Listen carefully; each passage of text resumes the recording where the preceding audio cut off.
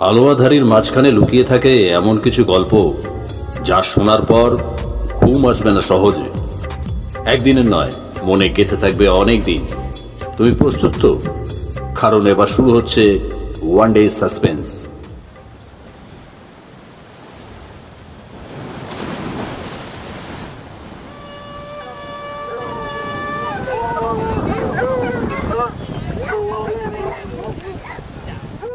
রাত গভীর হলে কলকাতার দক্ষিণে পুরনো এক গলির মোড়ে ছোট্ট চায়ের দোকানে এখনো মাঝে মাঝে দেখা মেলে সেই প্রাচীন তান্ত্রিকের, তারানাথের। ধোঁয়াটে চায়ের কাপের পাশে বসে থাকা মানুষটা যেন অতীতের কোনো পাতা থেকে উঠে আসা এক জীবন্ত কিংবদন্তি। তার চোখের গভীরে লুকিয়ে আছে শত শত অলৌকিক অভিজ্ঞতা, আর কণ্ঠে জমে থাকা অজস্র না বলা কাহিনী। আজকের গল্প সেই কাহিনী যেখানে তারানাথ মুখোমুখি হয়েছিল এক ভয়ঙ্কর ডাইনির। সে ডাইনি ছিল না শুধু হিংস্র, বরং অতীতের প্রতিশোধের আগুনে জ্বলতে থাকা এক অভিশপ্ত আত্মা। এই কাহিনী নিছক গল্প নয়, এই কাহিনী এক তন্ত্রশক্তি ও অশরীরী লড়াইয়ের ভয়াবহ দলিল। আজকের গল্প তারানাথ তান্ত্রিক ও ভয়ঙ্কর ডাইনি। অফিসের কাজ করতে করতে আমি একেবারে ক্লান্তির সাগরে ডুবে গিয়েছিলাম। কি করব না করব কিছুই আন্দাজ করতে পারছিলাম না। এইসবের মধ্যে যদি সত্যি স্বস্তির বাতাস পাওয়া যেত, সে ছিল কেবলমাত্র তারানাথের ঠিকানা। সে ছাড়া কেই বা আমাদেরকে এই কাজ সাহায্য করতে পারতেন? তিনি ছিলেন একাধারে জ্ঞানের সাগর, আবার অন্যদিকে জ্যোতিষ বিশারদ। ফলে খুব সহজেই এই সকল নতুন বিষয়গুলির প্রতি ভালোভাবে আলোকপাত করতে পারতেন। আমরাও যে সেই পথেরই পথিক ছিলাম। আমরা দুজন বলতে আমি আর আমার সহচর কিশোরী সেন। কিশোরীও নানান ধরনের গল্প শুনতে খুবই ভালোবাসত।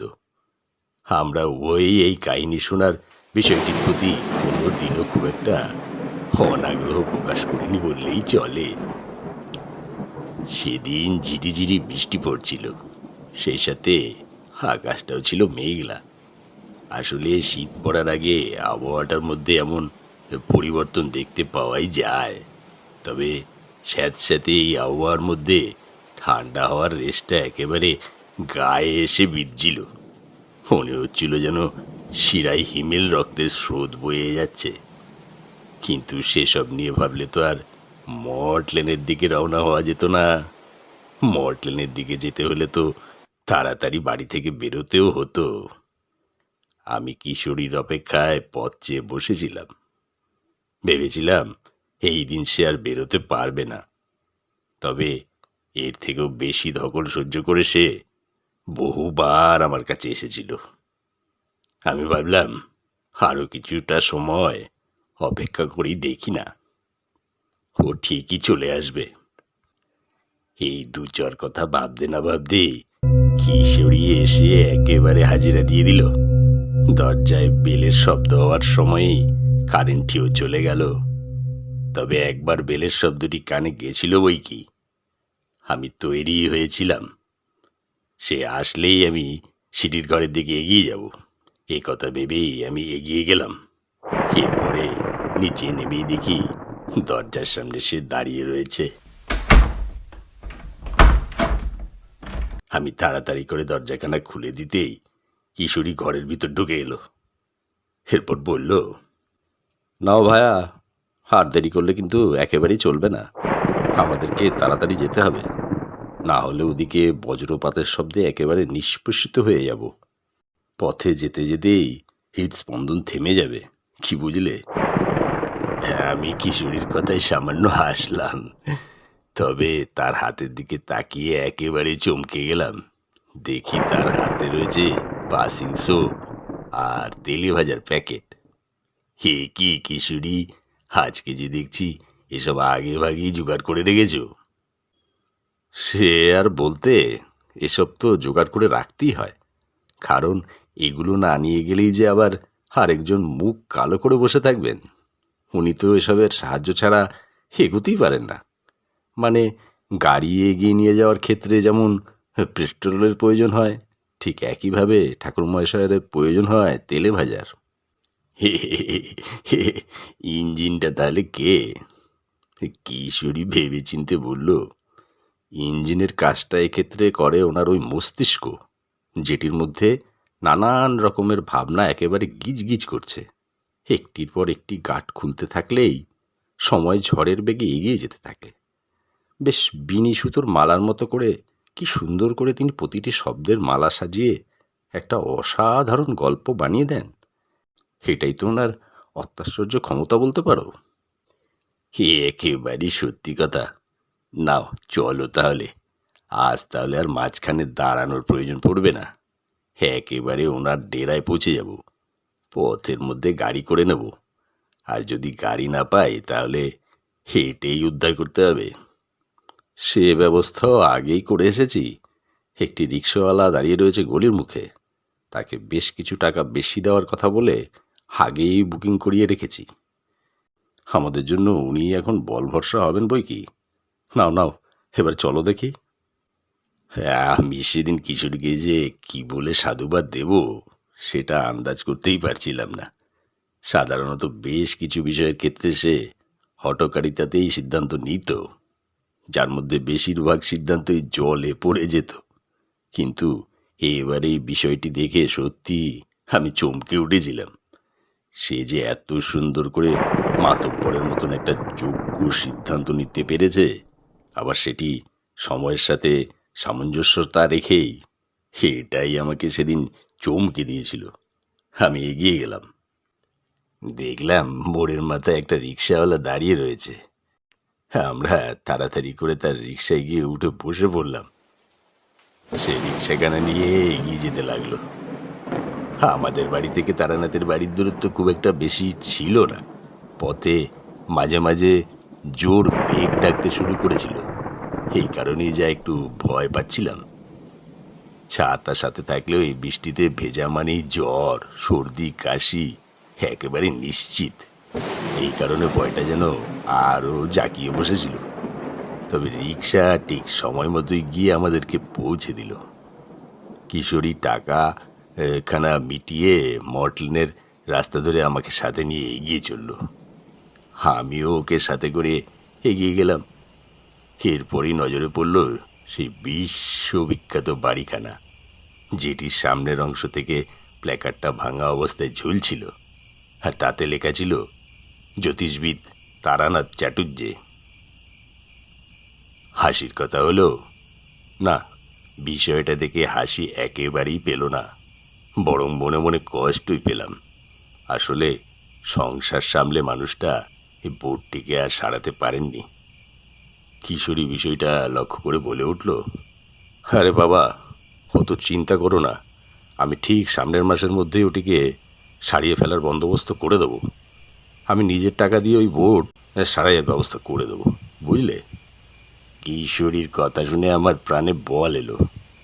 তাহলে এতদিনে সে একটা কাজের মতন কাজ করবে, তবে আমি সেটি আর তার সামনে কোনোভাবে প্রকাশ করলাম না। যদি পাছে সে আবার রেগে যায়, তখন আমিও কিশোরী দরজাখানা ধাক্কাতে যাব, তার আগেই দেখলাম সেটি খোলা। বুঝলাম চারিয়ে আমরা আসবো ভেবেই আগে ভাগই দরজাখানা খুলে রেখে দিয়েছে। আর দেরি না করে চটপট ঘরের ভিতর দুজন প্রবেশ করে গেলাম। গিয়ে দেখি চারি জ্বরে পড়ে রয়েছে। ঠাকুরমশাই তার মাথার কাছে বসে বাতাস করছেন। তিনি আমাদের পায়ের শব্দ শোনার সাথে সাথেই বলে উঠলেন, এসো এসো, তোমরা ভিতরে এসে বসো। আসলে চারির হঠাৎ করেই জ্বর এসেছে। কেন যে মেয়েটা এত জল ঘাটে, আসলে ওই বা কি করবে। একার সংসারে কি আর কিছু করা যায়? সব কাজ তো নিজেকেই করতে হয়। আমারও কপাল। আমি আর কিশোরী সবটাই বুঝলাম। তারপর ঠাকুরমশাই বললেন, ওকে ঘুম পাড়িয়ে দিলাম, একটু বিশ্রাম করুক বেটা। তোমরা এখানে বসো তো দেখি, আমি তবে তোমাদের জন্য একটু চা আর জল খাবারের ব্যবস্থা করি। এসব তো চারই করতো, কিন্তু এখন তো সে এসব করতে পারবে না। একেবারে নয় ঠাকুরমশাই, আমরা দুপুরের খাবার খেয়ে এসেছি, পেট প্রায় ভর্তি রয়েছে। এখন আর কিছু খাবো না। এই নিন আপনার জন্য আপনার পছন্দের পাসিংস, আর সেই সঙ্গে তেলে ভাজা নিয়ে এসেছি। এইটা ধরেন দেখি। তারানাথ কিশোরীর হাতের থেকে ওই পাসিংস আর তেলের ভাজার প্যাকেটখানা নিয়ে নিলেন। এরপর বললেন, এত সমস্যার মধ্যেও যে তোমরা কিভাবে আমার জন্য মনে করে এগুলো নিয়ে আসো, এটাই আমাকে প্রতিবার অবাক করে দেয়। আজকে আমি তোমাদেরকে আমার জীবনের একটা অসাধারণ অভিজ্ঞতার কথা শোনাবো। আগেই সেই বিষয়ে একটা ধারণা তৈরি করে রেখেছিলাম। অনেক কাল আগের ঘটনা তো, সেই কারণে মনে করতে হচ্ছিল। শুধুমাত্র তাই নয়, এ হেন বিচিত্র অভিজ্ঞতার কথা জানলে তোমরাও অবাকই হয়ে যাবে। সেই বিষয়ে আজকে তোমাদেরকে কয়েকটা কথা বলবো, আর তার সাথে ওই কাহিনীটাও শোনাবো। আর তোমরা তো জানোই, আমার কাহিনীগুলো কেবলই নিছক কাহিনীর পর্যায়ে পড়ে না। ওইগুলো আমার নিজের চোখে দেখা, এমনকি নিজের অভিজ্ঞতা দিয়ে সিঞ্চিত বলতে পারো। কেবল শব্দের জাদু দিয়ে সেগুলোকে সুন্দর করে সাজাতে হয় বই কি, না হলে তো তোমাদের মগজে আবার ঢুকবে না, তাই না? আমি আমি আর কিশোরী দুজনে হেসে ফেললাম। আমরা তিনজনেই ঘরের এক কোণে রাখা জীর্ণকায় তক্তপোষের উপর বসে আছি। সন্ধে নেমেছে পাল্লা দিয়ে, ঠান্ডার তেজও বেড়েছে। পাসিং শোয়ের প্যাকেটটা তারানাথের হাতে দিতেই তৎক্ষণাৎ সেটিতে আগুন দিয়ে জ্বালিয়ে একটা ধোঁয়া ছেড়ে বলল, কি ঠান্ডায় জবুতবু অবস্থা দেখছি। তবে ঠান্ডার আর কি বুঝবে, গায়ে এত কিছু চাপিয়েও ঠান্ডা যায় না। মানুষের এখন সহ্য ক্ষমতার বড় অভাব, বুঝলে? তারানাথের কথা শুনে কিশোরী একটা রহস্যের আভাস বুঝে বলে উঠল, কেন কেন, আপনি কি পারতেন এসব ছাড়া ঠান্ডা নিরাময় করতে? যাই বলেন, এবার কিন্তু বেশি ঠান্ডা পড়েছে, সহ্য করার মতো নয়। পাশিংশোতে আরেক টান মেরে তারানাথ বলল, এই ডুগুতেই এই হাল? তবে আজ থেকে 30-40 বছর আগে যা ঠান্ডা সেবার পড়েছিল, তখন তোমরা থাকলে কি করতে সেটাই ভাবছি। আমি কৌতূহল প্রকাশ না করে থাকতে পারলাম না, বলেই ফেললাম, ঠাকুরমশাই, নিশ্চয়ই আপনার কোনো বিশেষ অভিজ্ঞতা রয়েছে, সেটা আমরা শুনতে চাই। তারানাথ পাশিংশয়ের অবশিষ্ট অংশ নারকেল মালায় খোয়াতে চেপে দিয়ে বলল, শোনো তবে, তখন পৌষ মাসের 12 কি 13 তারিখ হবে। জানোই তো তোমরা, তখনকার দিনে এত বাড়ি ঘর ছিল না। জঙ্গল আর গাছপালার জন্য ঠান্ডা স্বাভাবিকভাবেই বেশি ছিল। তবে একটা কথা কি জানো, গাছপালার জন্যই কিন্তু পরিবেশের ভারসাম্য বজায় ছিল। এখনকার দিনের মতন এত গাড়ি ঘোড়া তখন ছিল না। তা যা হোক, ছাড়ো। তখন আমার বিয়ে হয়নি, ভবঘুরে জীবন কাটাচ্ছি। তোমরা তো জানো, আমার তন্ত্র সাধনা সমাপ্ত না হলেও পরবর্তীতে মধুসুন্দরী দেবীর বর আমি প্রাপ্ত করেছিলাম। সংসার জীবন আমার কোনো কালেই খুব একটা পছন্দ ছিল না। সেই সময়টা আমি ঘুরে বেরিয়েছি বাংলার বিভিন্ন প্রান্তে। একদিন হঠাৎ হাতে একখানি পত্র পেলাম। পত্রটি খুলে দেখলাম আমার বন্ধু অজয়নাথের চিঠি। আমাকে নিমন্ত্রণ করেছে তার একমাত্র কন্যার অন্নপ্রাশনে। চিঠিতে বারংবার উল্লেখ করেছিল তার মেয়েকে এসে একবার দেখে যেতে। অগত্যা বন্ধুর অনুরোধ রাখতেই ঠান্ডায় একখানি কম্বল চাপিয়ে বেরিয়ে পড়লাম। তারানাথ সিলিংয়ের দিকে তাকিয়ে একটা দীর্ঘশ্বাস ছেড়ে আবার বলতে শুরু করলো। অজয়নাথের বাড়ি ছিল কৈকলাতে। সকাল সকাল বেরিয়ে দুপুরের মধ্যে পৌঁছে গিয়েছিলাম। পৌঁছে তো দেখি সে সেই সময় ভালোই টাকা পয়সা করেছে। বাড়িটি একতলা হলেও ভেতরে বাগান, পুকুর, সব দ্বারা সুসজ্জিত। মেয়ের অন্নপ্রাশন উপলক্ষে খাওয়া দাওয়ার আয়োজনটিও মন্দ নয়।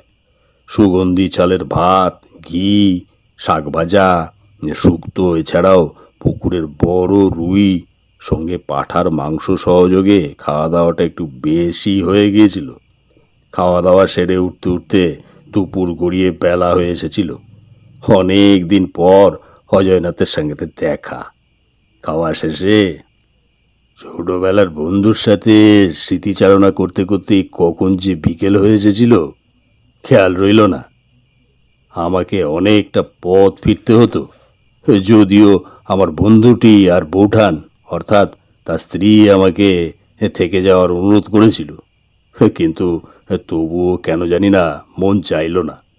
আর তোমরা তো জানো আমি কোনোদিন আমার মনের বিরুদ্ধে যাইনি।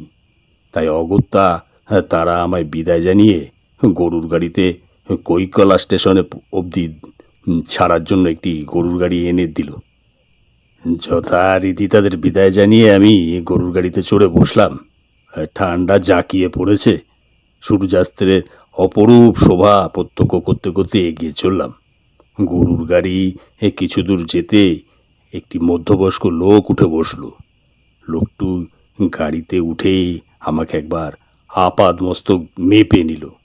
তারপরই একটু আমার থেকে তফাতে সরে বসল। লোকটির কাণ্ড কারখানা দেখে আমার হাসি পেল। আমি হাঁক পেরে বললাম, স্টেশন আর কদ্দূর? ততক্ষণে ঠান্ডা হাওয়া আমার কম্বল ভেদ করে শরীর স্পর্শ করতে শুরু করে দিয়েছে। এত ঠান্ডা আন্দাজ করেছিলাম, তবুও বন্ধুর সঙ্গে গল্পে গল্পে বেলা পড়ে এসেছিল। গাড়ির চালক উত্তর দিল, হি তো বাবু, আর কিছুক্ষণের পথ। আসলে ঠান্ডায় গরুগুলোর কষ্ট হয় কিনা তাই জোরে টানতে পারি না। ভাবলাম সেটাই স্বাভাবিক। ওরা অবলা জীব, ওরা প্রকাশ করতে পারে না। ঠান্ডায় গাড়ি টানতে কতটা কষ্ট হচ্ছে এটা ভেবেই মনটা বিষণ্ণ হয়ে উঠল। আরও কিছু দূর যেতেই পাশে বসা লোকটি গাড়ি থামিয়ে নেমে গেলেন। সামনের দিকে গিয়ে লোকটি যখন গরুর ভাড়া মেটাচ্ছেন, ঠিক সেই সময় আমি লক্ষ্য করলাম লোকটির পিছনে একটি কালো ছায়া। এতক্ষণ এত কাছে বসে থাকা সত্ত্বেও আমি বিষয়টি লক্ষ্য করিনি। তোমরা তো জানোই, অলৌকিক অতিপ্রাকৃতিক কিছু আমার আশেপাশে ঘটলে আমি টের পেয়ে যাই। ঠিক সে মতনই হলো। বুঝলাম এ কোনো সাধারণ কিছু নয়, লোকটির ঘোর বিপদ। আশ্চর্যের, এত বিপদ মাথায় নিয়ে ঘুরছে অথচ সে বুঝতেও পারছে না, নাকি বুঝতে দিচ্ছে না। এসব চিন্তা মাথায় ঘুরতেই আমি লাফিয়ে নেমে পড়লাম।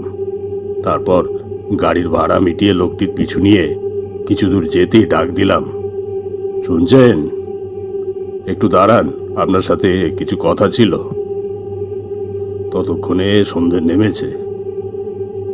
কনকনে ঠান্ডায় জনমানবহীন ওই পথে তখন আমি আর ওই লোকটি, সে কি মনে হতে একটু দাঁড়ালো। তারপর অতি সন্তর্পণে পিছন ফিরে বলল, কে বলছেন? আমি একটু নরম সুরে বললাম, হ্যাঁ আপনাকেই বলছি। লোকটি অবাক দৃষ্টিতে উত্তর দিল, হ্যাঁ ঠাকুরমশাই বলুন। অন্ধকার পথে তখন লণ্ঠনই একমাত্র সম্বল, তবে দুর্ভাগ্যক্রমে সেটি আমাদের কারো কাছেই নেই। ধীর গতিতে তার দিকে এগিয়ে গিয়ে বললাম, আপনার বাড়ি কোথায়? লোকটি এবার একটু বিরক্ত হলো, তবুও বিরক্তির ভাব প্রকাশ না করে উত্তর দিল, কেন বলুন তো, আপনি কি কিছু বলবেন? আমি তখন লোকটিকে বুঝতে দিতে চাইনি তার সমূহ বিপদের কথা। শান্ত স্বরে বললাম, আপনি আমাকে চিনবেন না? আমি তারানাথ। যদি কিছু মনে না করেন, আপনাকে একটা কথা জিজ্ঞেস করব। লোকটি সংকুচিত দৃষ্টিতে উত্তর দিল, এই গ্রামেই আমি থাকি। আমার নাম জগন্নাথ ভট্টাচার্য। আপনি কি আমাকে চেনেন? আমি কয়েক মুহূর্ত চুপ থেকে উত্তর দিলাম, না, চিনি না। তবে আপনার সামনে বিপদ। যদি আপনি অনুমতি দেন, আমি আপনার সঙ্গে আপনার বাড়ি যেতে চাই।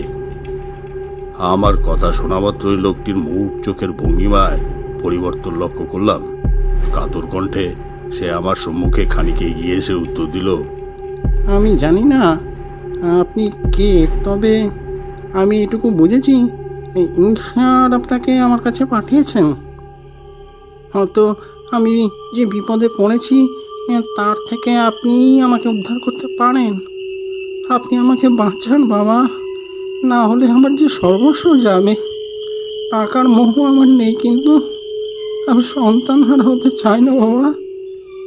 এই কথা বলতে বলতে সে প্রায় আমার পায়ের কাছে আসতে থাকলো। আমি তাকে শান্ত করার চেষ্টা করে বললাম, আহা, করছো কি? আমার পায়ে পড়তে হবে না। আমি সামান্য মানুষ, এসবই তার ইচ্ছে। এবার আর বেশি দেরি না করে আমাকে তোমার বাড়ি নিয়ে চলো দেখি। অন্ধকারেও বুঝলাম জগন্নাথের চোখ ভিজে এসেছে। সে আর এক মুহূর্ত দেরি না করে আমাকে একটা পেন নাম ঠুকে বলল, চলুন বাবা, আমার সাথে ধীরে ধীরে এই পথে আসুন। আর মাত্র কিছুক্ষণের পথ। এই পথে গরুর গাড়ি ঢোকে না, হাঁটা পথ। একটু কষ্ট হবে আপনার। আমি মনে মনে হাসলাম। ভাবলাম, এর থেকেও কত কঠিন কষ্ট জীবনে প্রত্যক্ষ করেছি, তাতে আর এমন কি। এরই মধ্যে কিশোরী বলে উঠল, আচ্ছা, ওটা কিসের ছায়া ছিল? আপনি কি বুঝেছিলেন সেটা?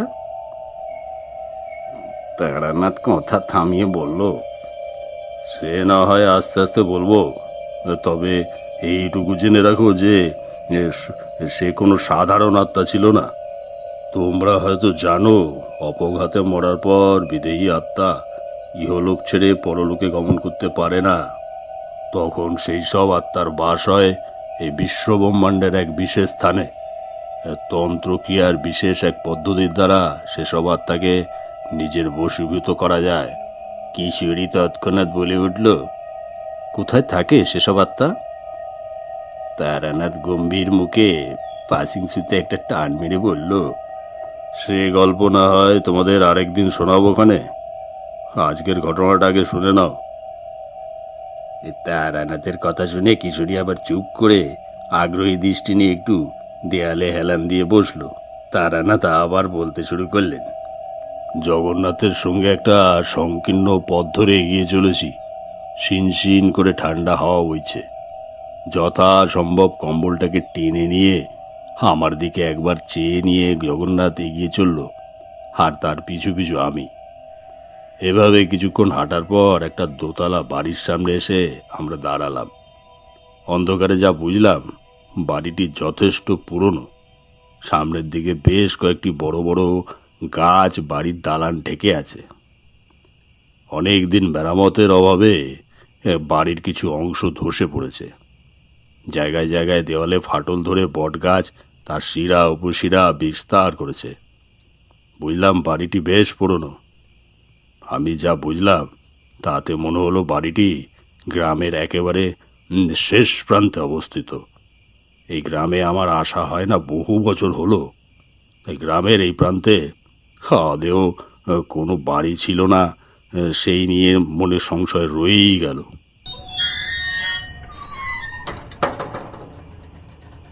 সম্মুখে যে নৌকায় লোহার ফলকটি ঠেলে খুলতেই ক্যাচ করে একটি শব্দ হলো। জগন্নাথ পিছিয়ে এসে আমাকে বলল, এটাই আমার বাড়ি ঠাকুর মশাই। চলুন ভিতরে চলুন। বাড়ির মধ্যে প্রবেশ করতে যাব, এই সময় হঠাৎ কোথা থেকে দমকা হাওয়া এসে ফুল পার করতে থাকলো চারদিক। মনে হতে থাকলো কোনো একটা অতি প্রাকৃতিক শক্তির দ্বারা আমি বাধাপ্রাপ্ত হচ্ছি। এক মুহূর্ত দেরি না করে কাঁধের থেকে ঝোলাটি নামিয়ে আমি রুদ্রাক্ষের মালা হাতে নিতেই নিমিষেই চাকদিক ঠান্ডা হয়ে গেল। তৎক্ষণাৎ লক্ষ্য করলাম জগন্নাথের পিছনে সেই ছায়ামূর্তিটি আর নেই। জগন্নাথ বেশ ভয় পেয়েছে, তবে তার মুখ দেখে বুঝলাম সে এইসব বিষয়ে বেশ অবগত।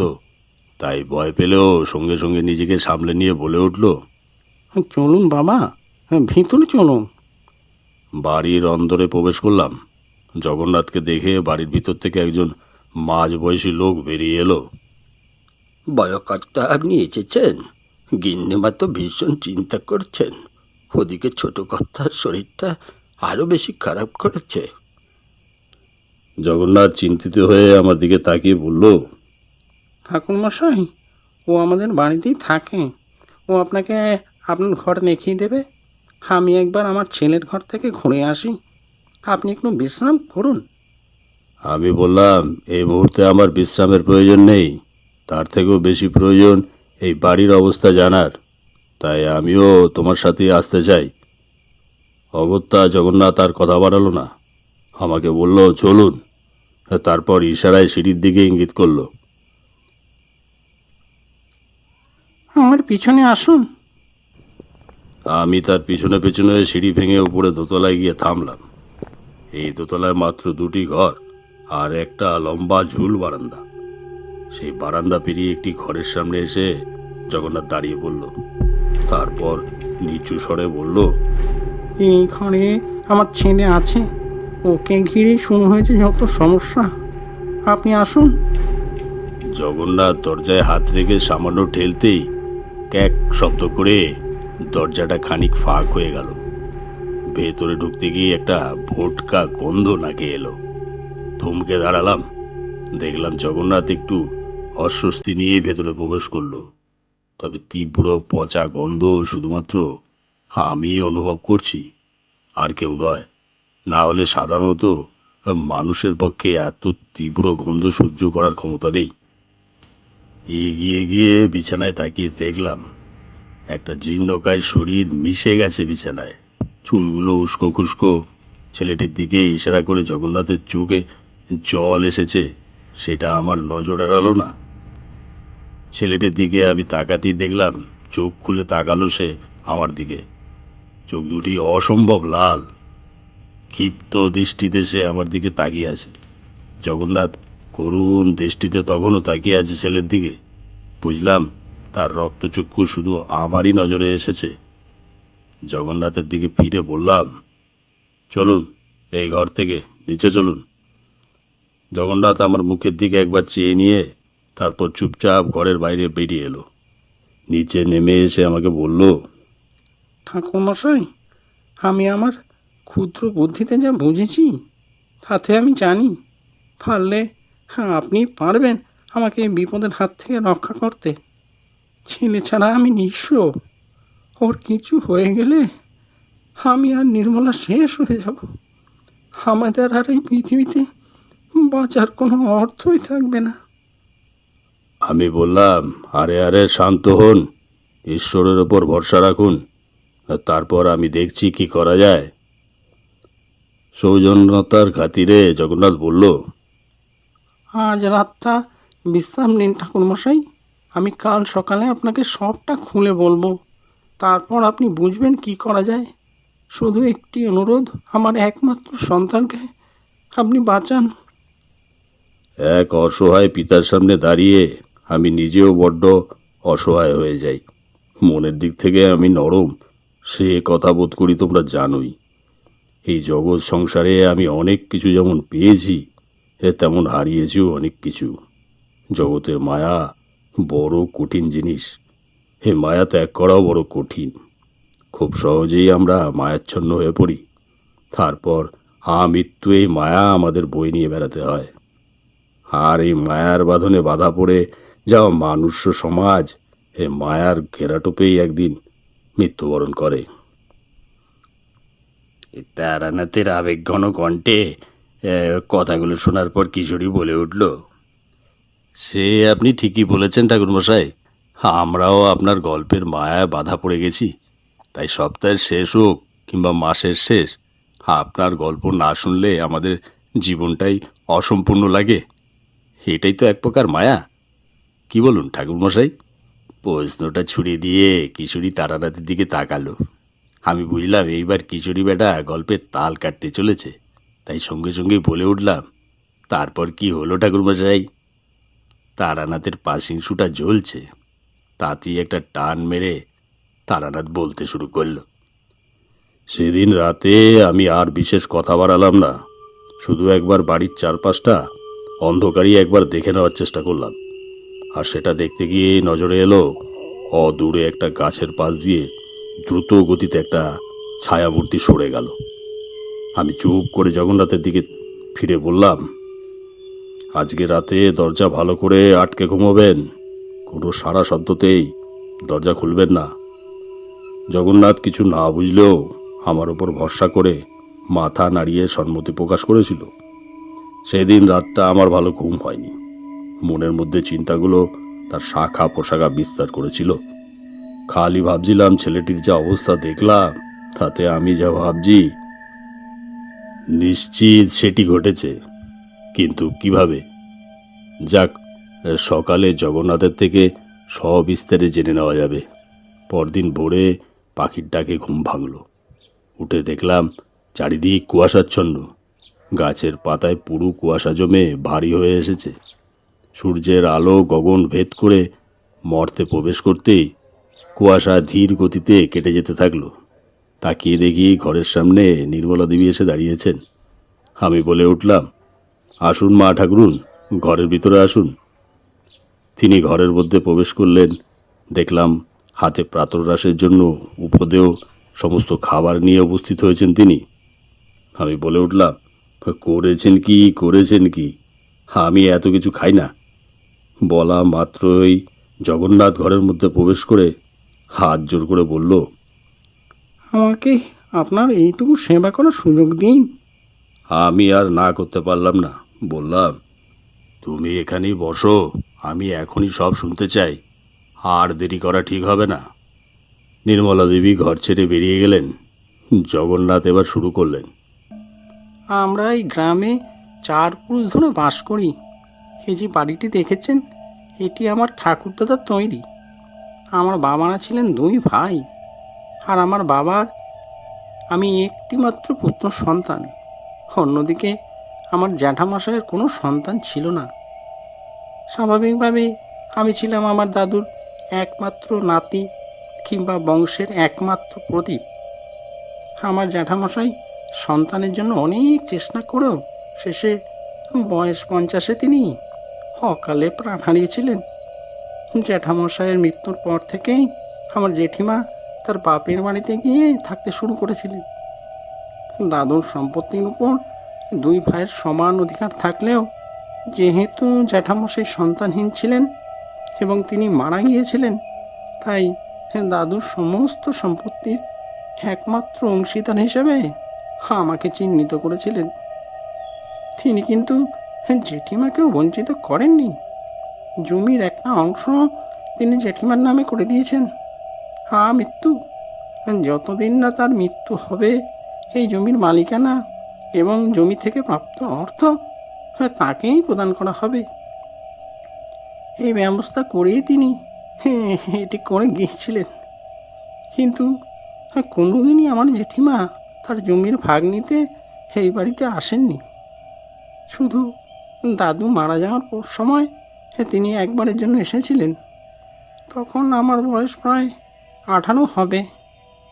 তখন এসে তার ভাইয়ের কন্যা মধুবালার সঙ্গে আমার বিবাহের প্রস্তাব আমার মায়ের কাছে রেখেছিলেন। সত্যি বলতে কি, আমার মা তার বৌমাকে খুব একটা পছন্দ করতেন না। তার কারণ অবশ্য আমি অনেক পরে জেনেছি। শুনেছিলাম তিনি টুকটাক করতেন। সন্তান লাভের জন্য তিনি মরিয়া হয়ে এসব চেষ্টা চালিয়েছিলেন। তার জেনেই নাকি জ্যাঠামশাই প্রাণ হারিয়েছিলেন। তাই আমার মা এই প্রস্তাবে রাজি হননি। তাই সেদিন সে আমার মাকে বলে গিয়েছিলেন আমরা নাকি খুব ভুল করলাম তার প্রস্তাবে রাজি না হয়ে। সে ঠিক এই বিষয়ে পরে সুদে আসলে বুঝে নেবে। আমার মাও সেদিন আর কথা বাড়ায়নি। এরপর অনেক বছর কেটে যায়। ঠাকুমাও মারা গিয়েছিলেন। তারপর আমার বিয়ে হয় নির্মলার সঙ্গে। আমার বিয়েতে বড় জেঠিমার পরিবারকে বাবা নিজে গিয়ে নেমন্তন্ন করেছিল, কিন্তু তারা আসেননি। আসলে তারা মনে করতেন আমার জ্যাঠামশাই এই বাড়িতে প্রাপ্ত সম্মান পেতেন না, তাই সেই দুঃখেই তিনি অন্যমনস্ক হয়ে থাকতেন। আর এসব হয়েছে আমার দাদুর ছোট ছেলে অর্থাৎ আমার বাবার ওপর অগাধ ভালোবাসা থেকেই। যাই হোক, আমার বিয়ে প্রায় 3 বছর পর জয়দ্রীত হয়। জয়দ্রীত হওয়ার পরপরই এক সন্ন্যাসী মহারাজ আমার বাড়িতে এসেছিলেন এবং তিনি বলে গিয়েছিলেন আমার ছেলের 18 বছর পূর্ণ হলে আমরা নির্বংশ হব, নেমে আসবে চরম ফাঁড়া। এ কথা বলেই তিনি হৃদ হয়ে গিয়েছিলেন। তারপর নির্মলা অনেক কান্নাকাটি করেছিল, অনেক কষ্ট করে আমরা তাকে সামলেছিলাম। তারপর সময়ের স্রোতে আমরা সব ভুলে যেতে থাকি। জয়দ্রীত হওয়ার ঠিক 2 বছর পর আমার মা বাবা বার্ধক্যের ভারে প্রাণ হারান। তারপর হঠাৎ একদিন, অর্থাৎ গত 3 সপ্তাহ আগে একদিন সকালে মধুবালা এসে উপস্থিত হলো তার বরকে নিয়ে আমার বাড়িতে। আমাকে জানিয়েছিল তার পিসির নাকি শেষ ইচ্ছা ছিল মধুবালার একমাত্র কন্যা সুন্দরীর সঙ্গে জয়দ্রীতির বিবাহ দেওয়া। এই প্রস্তাব শুনে আমি আকাশ থেকে পড়েছিলাম। আমি নিজেও প্রচণ্ড বিরক্ত ছিলাম আমার জেঠিমার সেদিনের আচরণে। তাই 7-5 না ভেবে আমি স্পষ্ট ভাষায় জানিয়ে দিয়েছিলাম, আমি নিজেও তোমায় বিয়ে করিনি এবং আমার ছেলেকেও আমি তোমাদের পরিবারে বিয়ে দেব না। এখন তোমরা আসতে পারো। নির্মলা অবশ্য সেদিন আমাকে বাধা দিতে চেয়েছিল, বলেছিল অতিথি নারায়ণ, কিন্তু জানি না কেন আমার বড্ড রাগ হয়ে গিয়েছিল। আর সেদিন ওরা চলে যাওয়ার পর থেকেই শুরু হয় যত বিপত্তি। জয়দ্রীত সেদিন বিকেলের পর থেকে হঠাৎ বমি করতে শুরু করে। আমি সঙ্গে সঙ্গে কবিরাজ মশাইকে খবর দিয়েছিলাম, তবে তার ওষুধে কোনো লাভ হয়নি। যত রাত বাড়তে থাকে তত ওর গায়ের উষ্ণতা বাড়তে থাকে। একটা সময় তা মাত্রা ছাড়িয়ে যায় এবং অবশেষে জয়ের চোখ লাল হয়ে আসে। এই 2 সপ্তাহে আমি অনেক ওঝা, অনেক বুদ্ধি দেখিয়েছি, কিন্তু কিছুতেই কোনো সুরাহা হয়নি। দিন দিন ওর শরীর বিছানায় লেগে যেতে শুরু করে, সঙ্গে শুরু হয় বাড়িতে নানান অদ্ভুত উপদ্রব। এতক্ষণ পরে আমি একটা প্রশ্ন করলাম, উপদ্রব যেমন? আমার প্রশ্নের উত্তরে জগন্নাথ বলতে লাগলো, হ্যাঁ ঠাকুরমশাই, বাড়ির চারপাশে, এমনকি বাড়ির মধ্যেও যত্রতত্র মাছের কাঁটা, মাংসপিণ্ড ছড়িয়ে পড়তে দেখা যায়। সঙ্গে জয়ের ঘরের কাছে মাঝে মাঝেই তীব্র পচা গন্ধ আসতে শুরু করে। কালকে আমি গেছিলাম গ্রামের পূর্ব দিকে একটা ভালো ওঝার কাছে, কিন্তু গিয়ে দেখলাম তিনি বাড়ি নেই। ফেরার পথেই তো আপনার সঙ্গে দেখা। বাকিটা তো আপনি জানেন। আমি এতক্ষণ সবটা চুপ করে শুনছিলাম। তারপর বললাম, বুঝলাম, আপনার ছেলের উপর পিশাচের দৃষ্টি পড়েছে। এ কোনো সাধারণ পিশাচ নয়। আমি আমার ক্ষুদ্রতম শক্তির দ্বারা একে কতটা প্রতিহত করতে পারবো জানা নেই, তবে যা বুঝলাম আপনাদের সমূহ বিপদ এর পরের কোপ আপনার উপর পড়তে চলেছে। আমার কথা শুনে জগন্নাথ আঁতকে উঠে বলল, এটা আপনি কি শোনালেন ঠাকুরমশাই, আমার উপর? কথাটা বলার পর মুহূর্তেই জগন্নাথের মুখমণ্ডল হতাশায় গ্রাস করল। মাথা নিচু করে রইল খানিকক্ষণ, তারপরই বলল, আচ্ছা, আমাদের পরিবারের কি বাঁচার কোনো পথ নেই ঠাকুরমশাই? আমরা কি অকালে প্রাণ হারাবো? আমি কিংবা আমার ছেলে তো কোনো অন্যায় করেনি। আর ঠিক 3 দিন পর জয় 18 বছরে পা দেবে। তাহলে ওর কি সেই দিনই? এই কথা বলতে বলতে জগন্নাথের চোখের কোণে জলে ভরে উঠল।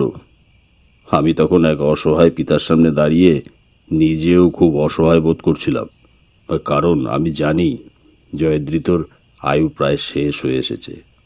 ওই পিশাচ ধীরে ধীরে ওর শরীর থেকে ওর প্রাণশক্তি শুষে নিয়েছে। তবুও আমি তারানাথ তান্ত্রিক, কোনো মানুষকে অসহায় অবস্থায় দেখলে হ্যাঁ আমি নিজের প্রাণ বিপন্ন করে হলেও তাকে রক্ষা করব, এই কথাই আমি দিয়েছি মধুসুন্দরী দেবীকে। তার কৃপায় আমি আমার সাধ্য মতো চেষ্টা করেছি মানুষের পাশে থাকার, তাই আজও আমি সেটাই করব।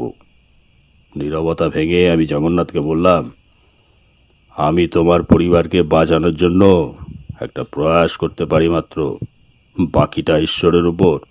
কারণ এ কোনো সাধারণ পিশাচের কাজ নয়, আমাকে একটু সাধনায় বসতে হবে। কাল অমাবস্যা, কাল রাতেই তোমাদের ছেলের ওপর মহাপ্রহার নেমে আসবে, আর কালকেই আমাকে যজ্ঞে বসতে হবে। সেই সময় আমি যদি তাকে প্রতিহত করতে পারি তবেই বিপদমুক্ত, নচেত নয়।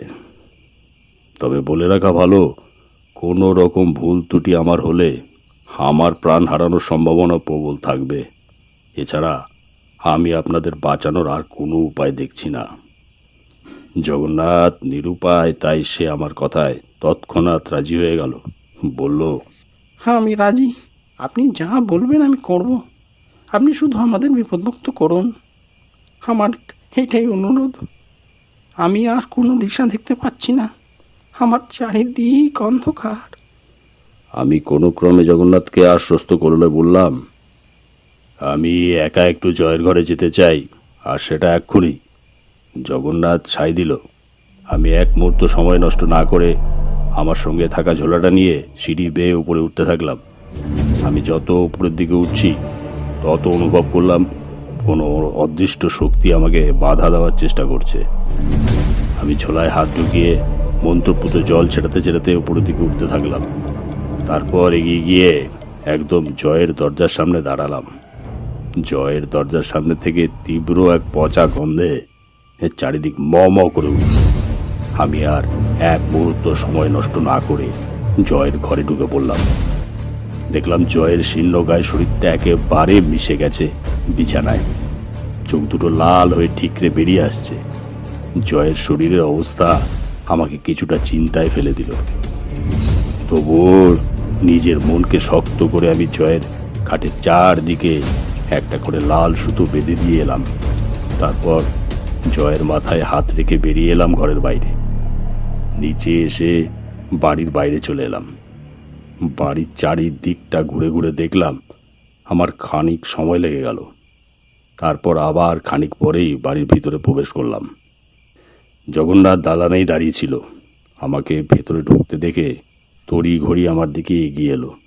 তারপর বলল, ঠাকুরমশাই, রোজ মিলন এই সময় গিন্নিকে নিয়ে অর্থাৎ নির্মলাকে নিয়ে ওপরের ঘরে জয়কে খাবার দিতে যায়। আজকে তাই আপনার জন্য আমরা অপেক্ষা করছি। আমি বললাম, হ্যাঁ, তোমরা রোজকার নিয়ম ভাঙবে কেন? গিয়ে ওকে খাবার দিয়ে এসো, বাকিটা আমি সামলে নেব। তবে মিলনের যাওয়ার প্রয়োজন নেই, বরং তুমি সাথে যাও। আমার কথা শুনে জগন্নাথ বেশ অবাক হয়ে গেল। তারপর বলল, কেন ঠাকুরমশাই, কিছু কি হয়েছে? আমি শান্ত দৃষ্টিতে শুধু বললাম, না, কিছু হয়নি। বাড়িটির চারদিক অপরিষ্কার হয়ে রয়েছে। পুরো বাড়ির অন্দর এবং চারিদিকটা পরিষ্কার করতে হবে। বাড়ির চারিদিকে যত্রতত্র আবর্জনা ছড়িয়ে রয়েছে, এর প্রভাব খুব ক্ষতিকর। বাকিটা আমি পরে তোমায় বুঝিয়ে বলবো। আপাতত বাড়ি পরিষ্কার করতে হবে। আমার কথার পরিপ্রেক্ষিতেই জগন্নাথ মিলন অর্থাৎ তার বাড়ির কাজের ছেলেটির দিকে তাকিয়ে বললেন, শোন, তুই ঠাকুরমশাই যেমন বলেছেন সেভাবে বাড়ির চারিদিকটা পরিষ্কার করে দে এক্ষুনি। বাকি উনি যা বলবেন ওনার কথা মতন কাজ করবি। জগন্নাথের কথা শুনে মিলন ঘাড় নাড়ল। মিলনের মুখে যে একটা ভয়ের ভাব প্রকাশ পেয়ে অচিরে মিলিয়ে গেল সেটা আমার নজর এড়ালো না। যাই হোক, আমি ওকে বুঝিয়ে দিলাম বাড়ির চারিদিক এবং বাড়ির ভিতরের অংশ যেন সম্পূর্ণভাবে পরিষ্কার করে দেয় সে। মিলন একবার আমাকে পেন নাম ঠুকে বলল, আচ্ছা ঠাকুরমশাই, এসব করলে কি ছোটো কর্তা বেঁচে যাবেন? কেন, তোমার ছোটো কর্তার বাঁচা মরার প্রশ্ন কোথা থেকে উঠছে? আমাকে পাল্টা প্রশ্ন করতে দেখে সে খানিক অপ্রস্তুত হয়ে নিজের কাজে মন দিল। দুপুরের মধ্যে সে চারিদিক পরিষ্কার করে দিল। অন্যদিকে নির্মলা দেবী কাঁদতে কাঁদতে নিচে নেমে এসে দৌড় দিয়েছেন। জয়ের দিকে আর তাকানো যাচ্ছে না। জগন্নাথ অনেকক্ষণ ধরেই বোঝানোর চেষ্টা করেছে। অনেক করে চেষ্টা করেও জগন্নাথ ব্যর্থ হয়ে আমার ঘরের সামনে এসে দাঁড়ালো। তারপর অসহায় শিশুর মতন আমার সামনে এসে বসে পড়ল। আমি তাকে আশ্বস্ত করে বললাম, উঠে বসো, ইষ্ট দেবতাকে জপ করো, ঈশ্বর আছেন, ঠিক তিনি এর বিহিত করবেন। তোমাদের ঠাকুর ঘরে মা ঠাকুরনকে থাকতে বলো, এতে মনের জোর বাড়বে। জয়ের ঘরে আজকে আর যাওয়ার দরকার নেই। আমার কথা শুনে অবাক দৃষ্টিতে জগন্নাথ বলল, রাতে ওকে খেতে দিয়ে আসে মিলন, তবে আজকে কি মিলনকে পাঠাবো না? আমি বললাম, না, প্রয়োজন পড়বে না। জয় তার শরীরের সমস্ত স্বাভাবিক শক্তি হারিয়ে ফেলেছে। সে সম্পূর্ণভাবে পিশাচ দ্বারা বশীভূত হয়েছে। এখন সন্ধে নামলে তোমাদের কাউকে ওর ঘরের সামনে যেতে দেওয়া সাক্ষাৎ মৃত্যুকে আহ্বান করার সমান হবে। নিজেকে শক্ত করো। আমি আজকের দিনটা একটু এই ঘরে থাকব। তারপর আমার ঝোলা থেকে একটা জবা ফুল বের করে জগন্নাথের হাতে দিয়ে বললাম, এটি নিজের সাথে রাখো, এটি তোমাকে সাহস যোগাবে। জগন্নাথ আমার কথা অনুযায়ী সেটি হাতে নিয়ে আমাকে প্রণাম জানিয়ে ঘর ছেড়ে বেরিয়ে গেল। সেদিন রাত বাড়তেই আমি চুপিসারে আমার ঘর থেকে বেরিয়ে এলাম। চারদিকে গাঢ় অন্ধকার। শীতের কনকনে ঠান্ডা হাওয়া শরীরের চামড়া ভেদ করে শিরায় শিরায় মিশে যাচ্ছে। হাতে এক ঘটি মন্ত্রপুত জল আর একটি বেলপাতা নিয়ে বেরোতে যাব। এই সময় দেখলাম একটি কালো ছায়া চুপিসারে দালান পেরিয়ে বেরিয়ে গেল বাড়ির বাইরে। মনে মনে মৃদু হাসলাম। তারপর বেরিয়ে বাড়ির চারদিকে ছড়িয়ে দিলাম মন্ত্রপুত জল। তারপর নিজের গাত্র বন্ধন করে ফিরে এলাম নিজের ঘরে। সেদিন রাতে বাড়ির বাইরে বিশাল ঝড় উঠেছিল। চারদিক তোলপাড় হয়ে এসেছিল। বাড়ির বাইরে আছড়ে পড়েছিল কিছু তাল গাছ। পরদিন সকালে বাড়ির উঠোনের অবস্থা দেখে জগন্নাথের মাথায় হাত পড়েছিল। আমার কথা অনুযায়ী সে এবং তার গিন্নি ঠাকুর ঘরের মধ্যেই রাতটা কাটিয়ে দিয়েছিল। আজকে আমি জয়ের ঘরের মধ্যে প্রবেশ করে গতকালের থেকেও বেশি তীব্র পচা গন্ধ অনুভব করেছিলাম। আমার ঘর সঙ্গে জগন্নাথও এসেছিল। আজকে সে নিজেও এই গন্ধ অনুভব করতে পেরেছে এবং থাকতে না পেরে ছুটে নিচে ফিরে এসেছিল।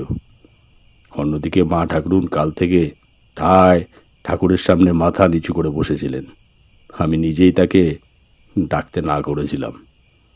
তারপর বাড়ির মধ্যস্থল যথাসম্ভব শীঘ্রই মিলনকে দিয়ে পরিষ্কার করিয়ে আমি একটি যজ্ঞ করার কুণ্ড তৈরি করি মাটি দিয়ে। তারপর বাড়ির চারিদিকে আবার মন্ত্রপুত জল ছড়িয়ে দিই। সেদিনটা আমার উদ্বেগের সঙ্গেই কেটেছিল, কারণ আমি নিজেও নিশ্চিত ছিলাম না আদেও আমার পক্ষে সম্ভব হবে কি না। তোমরা তো জানো আমি প্রত্যেক ক্ষেত্রেই আমার সর্বস্ব দিয়ে চেষ্টা করি। এই ক্ষেত্রেও আমি তার ব্যতিক্রম কিছু করিনি। তারপর সন্ধ্যা নামলে যথাসময়ে গাত্রবন্ধন করে আমি যজ্ঞকুণ্ডতে ঘি ঢেলে দিই। তারপর আগুন জ্বালিয়ে মন্ত্র উচ্চারণ শুরু করি। অন্যদিকে আমার মন্ত্র উচ্চারণের প্রায় সঙ্গে সঙ্গেই দোতলার ঘরের জানলা দরজা তীব্র হাওয়ায় খুলতে আর বন্ধ হতে থাকে। জগন্নাথ আমার পাশ থেকে সরে ছুটে পড়ে যাওয়ার জন্য উদ্যত হতেই আমি তাকে ইশারায় বাধা দিই, কারণ আমি জানি এখন তার ঘরে যে যাবে তার মৃত্যু আসন্ন। আমি যজ্ঞকুণ্ড লক্ষ্য করে ছুড়ে দিতে থাকি একে একে সর্ষে এবং শুকনো লঙ্কা। একটা কালো কুণ্ডলি পাকানো ধোঁয়া পুরো বাড়িটির উপর পাক খেতে শুরু করে। ভয়ে জগন্নাথ এবং মিলন একদম আমার কাছে এসে দাঁড়িয়েছে। আমি ওদেরকেও যথাসম্ভব সুরক্ষিত রাখার চেষ্টা করেছি। আমার মন্ত্র উচ্চারণ বাড়ার সঙ্গে সঙ্গেই জয়ের চিৎকার বাড়তে শুরু করে। তারপর একটা কালো ধোঁয়া পুরো বাড়িটিকে বেষ্টন করে পাক খেতে শুরু করে। আমি বুঝতে পারি পিশাচটি জয়ের শরীর ছেড়ে অস্থির হয়ে নিজের কাজে বাধাপ্রাপ্ত হয়ে সেই বাধাটিকেই উপড়ে ফেলতে আমার দিকে এগিয়ে আসছে। আমি বিন্দু মাত্র সময় নষ্ট না করে জয়ের পরিহিত একটি কাপড়ের অংশ যজ্ঞের আগুন লক্ষ্য করে ছুঁড়ে মারি। তারপরই হঠাৎ করে ওই কালো ধোয়ার কুণ্ডলি পাক কেটে কেটে আকাশে মিলিয়ে যেতে থাকে। মনে মনে ভাবছিলাম হয়তো মুক্তি, কিন্তু না, পরক্ষণে আবার দমকা হাওয়া এসে আছাড় মারতে থাকে মাটিতে, আর তীব্র ঠান্ডা হাওয়া কাটার মতো বিঁধে যেতে থাকে আমাদের শরীরে। আমি আমার সমস্ত শক্তি দিয়ে মন্ত্রোচ্চারণ শুরু করি। অন্যদিকে আমাদের অবাক করে দিয়ে হঠাৎ ঠাকুর ঘরের দরজা খুলে যায়। একটা তীব্র আলোর ঝলকানি এসে পড়ে যজ্ঞকুণ্ডতে। তৎক্ষণাৎ চারিদিক শান্ত হয়ে আসে, থেমে যায় দমকা হওয়া, মিলিয়ে যায় কুণ্ডলি পাকানো ধোঁয়া। এতটুকু বলে তারানাথ একটু থামে। আমি আর কিশোরীও বিভোর হয়ে শুনছিলাম এই অভিজ্ঞতার কথা। তারপর হঠাৎ নীরবতা ভঙ্গ করে কিশোরী বলে ওঠে, ঠাকুরঘর থেকে কিসের আলো এসেছিল? আর জয়ের কি হয়েছিল? তারানাথ আবার বলতে শুরু করে, যজ্ঞ প্রায় ভোর রাত অবধি চলেছিল। সকালের আলো ফুটতেই জয়কে সুস্থ অবস্থায় উদ্ধার করেছিলাম আমরা। সে খাট থেকে মাটিতে পড়ে গিয়েছিল, তবে প্রচণ্ড জ্বর ছিল। চোখ মুখ স্বাভাবিক অবস্থায় ফিরে এসেছিল। ধকল থেকেই জ্বর এসেছিল আমার যতদূর মনে হয়। অন্যদিকে মিলনকে চেপে ধরতেই সে কাঁদতে কাঁদতে সবটা স্বীকার করেছিল। মিলন প্রায় মাস 8 হবে তাদের বাড়িতে কাজে লেগেছিল। তাকে মধুবালাই পাঠিয়েছিল পিসির মৃত্যুর প্রতিশোধ নিতে। জগন্নাথের জেঠিমা পিশাচ সাধনা করতেন। সেই সাধনার ব্যবহার করেও সে সন্তান লাভ করতে পারেননি। পরবর্তীতে মধুবালাকে জগন্নাথ প্রত্যাখ্যান করার পর এই বিদ্যার ভাগ সে মধুবালাকে শিখিয়ে গিয়েছিলেন, যাতে এতদিনের সব কিছুর প্রতিশোধ সে নিতে পারে। মধুবালার কন্যা সুন্দরীকে সে জয়ের সাথে বিয়ে দিয়ে এই অগাধ সম্পত্তির মালিকানা পেতে চেয়েছিল, কিন্তু জগন্নাথ সেক্ষেত্রেও বাধা হয়ে দাঁড়াতে সে ক্ষিপ্ত হয়ে সকলকে একে একে শেষ করে দেওয়ার পরিকল্পনা করে পিশাচ সাধনা শুরু করেছিল। আর সে প্রয়োজনেই মিলনকে সে টাকা দিয়ে হাত করেছিল। মিলনই জয়ের ব্যবহৃত বস্ত্র এবং অন্যান্য সামগ্রী দিয়ে মধুবালাকে সাহায্য করত। সেদিন রাতেও সে গিয়েছিল মধুবালার কাছে, কিন্তু আমি সেটা দেখে ফেলেছিলাম। তবে সবার অলক্ষ্যে মা ঠাকুরনের ঈশ্বরের প্রতি অগাধ শ্রদ্ধাই তার পুত্রকে মৃত্যুর মুখ থেকে ফিরিয়ে এনেছে আমি মনে করি। নির্মলা দেবীকে অজ্ঞান অবস্থায় ঠাকুর ঘরের বেদিতে পাওয়া যায়। তার মাথা ফেটে রক্ত তখনও চুয়ে পড়ছিল মেঝের একাংশে। কাঁদতে কাঁদতে তিনি তার মাথা ঠুকেছিলেন ঠাকুরের বেদিতে। তার বিশ্বাসের জড়ি সেদিন আমাদের অবাক করে তীব্র আঘাত এনেছিল পিশাচের উপর। আমার ক্ষুদ্র বিদ্যায় এইটুকু আমি বেশ ভালোই বুঝতে পেরেছিলাম সেদিন। তোমরা তো জানোই, নিষ্ঠার সাথে ঈশ্বরকে স্মরণ করলে ঈশ্বরও তার সন্তানকে বিপদমুক্ত করার জন্য যুগে যুগে অবতীর্ণ হয়েছেন। এইটুকু বলে তারানাথ থামল। আমরাও বুঝলাম তারানাথ আবার নিজ ভাবনায় মগ্ন হয়ে গিয়েছেন। হাত ঘড়িটার দিকে তাকিয়ে দেখলাম রাত 8টা বাজে। এবার আমাদের উঠতে হবে। তবে প্রতিবারের মতন এবারও তারানাথের অভিজ্ঞতা আমাদের মুগ্ধ করেছে। আমরা জানি আমরা আবার আসবো, আমাদের আসতেই হবে। তারানাথের অভিজ্ঞতা হোক কিংবা গল্পের স্বাদ গ্রহণের লোভে আবার আমি আর কিশোরী এসে উপস্থিত ঠিক হবই এই মঠ লেনের বাড়িটাতে। এসব ভাবতে ভাবতেই তারানাথকে বিদায় জানিয়ে উঠে পড়লাম গন্তব্যের উদ্দেশ্যে।